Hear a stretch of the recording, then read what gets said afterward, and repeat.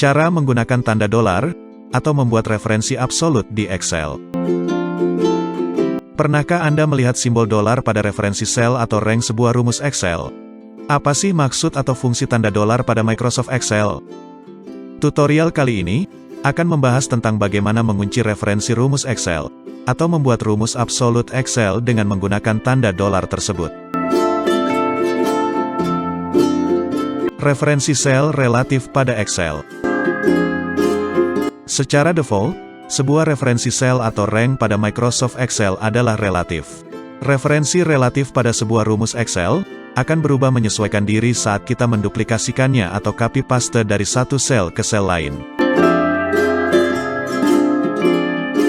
Misalnya, saat kita merujuk ke sel C1 dari sel E5, kita sebenarnya sedang merujuk ke sel yang berada 2 kolom di sebelah kiri dan 4 baris ke atas.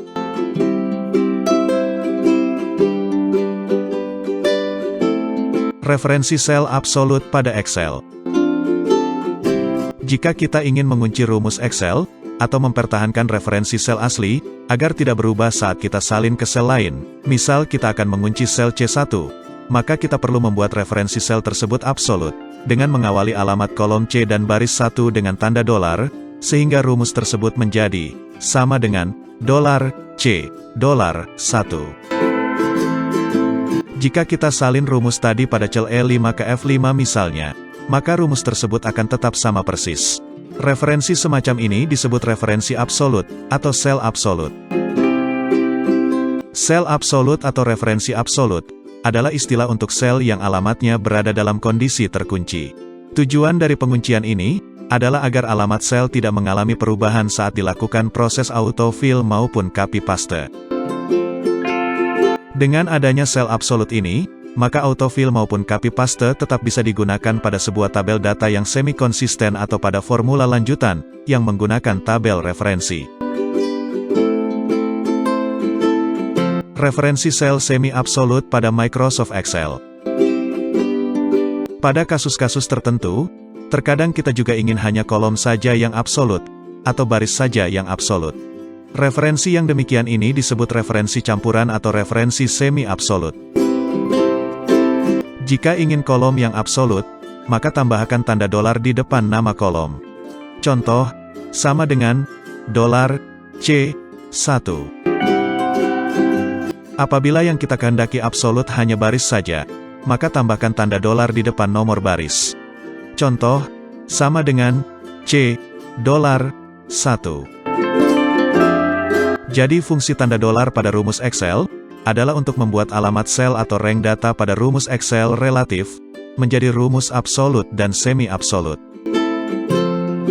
Gampangnya, jika pada rumus Excel sebelum kolom ada tanda dolarnya, maka saat di-copy kolom tidak berubah.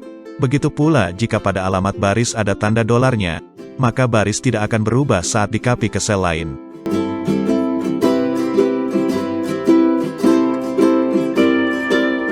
Cara menggunakan tanda dolar di Excel. Seperti dijelaskan, bahwa untuk membuat sel absolut menggunakan tanda dolar pada referensi sel atau rank. Selain menuliskan tanda dolar secara manual, referensi absolut dapat dimunculkan dengan menekan function key F4 pada keyboard. Caranya, tandai referensi sel atau rank yang ingin kita rubah tipenya, kemudian tekan tombol F4 pada keyboard Anda.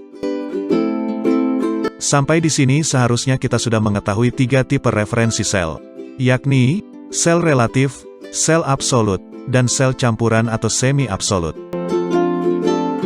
Perhatikan tabel berikut ini.